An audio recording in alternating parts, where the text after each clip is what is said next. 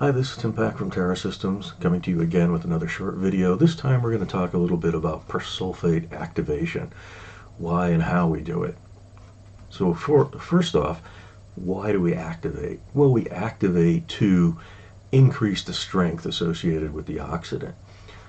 In an unactivated fashion, persulfate is a mild, weaker, slower reacting oxidant. It can react with things such as toluene ethylbenzene xylene of BTEX, MTBs, PAHs, ethenes. However, if you're at a site where you have more recalcitrant compounds, the chlorinated ethanes, benzene, tetrachloride, pesticides, etc., and you need something that's stronger, and activated persulfate is kinetically faster, more localized, but provides a combined oxidative and reductive destruction pathway.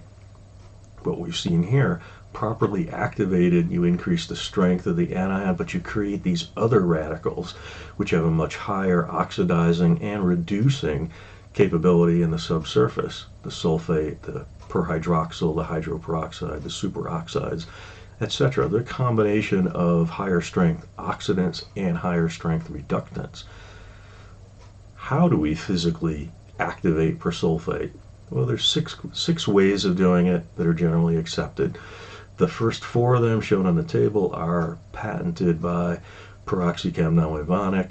They consist of base catalyzed persulfate, or the addition of sodium hydroxide, cement, other materials such as that, iron in a chelated fashion such as FeEDTA, hydrogen peroxide, which is a rapid decomposition heat, which is actually leading into the fourth activation chemistry, which is heat. If you heat up persulfate in the subsurface, you can make it considerably more active.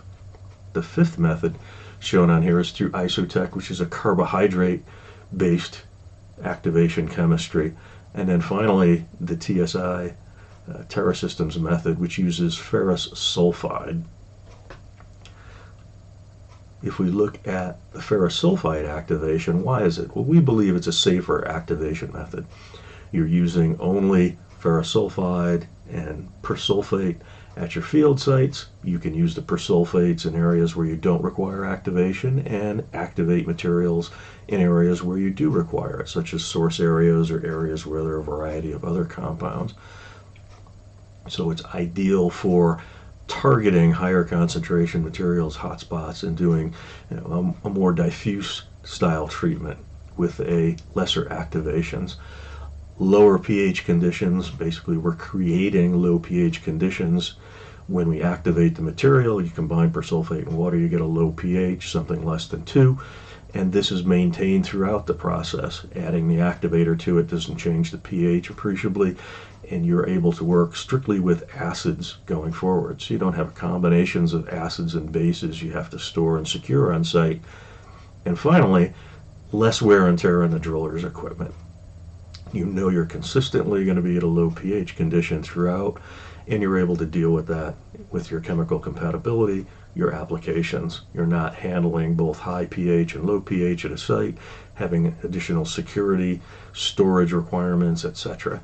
There's an ease of transition from TSI's FSA activation chemistry from an ISCO perspective to bio. The end product of reaction is sulfate, and the transition is considerably easier going forward. This is our Terra Systems field team. If you have any questions regarding persulfates, persulfate use, assistance in design, specification, applicability, taking a look at options, please give us a shout. And as always, thank you for listening.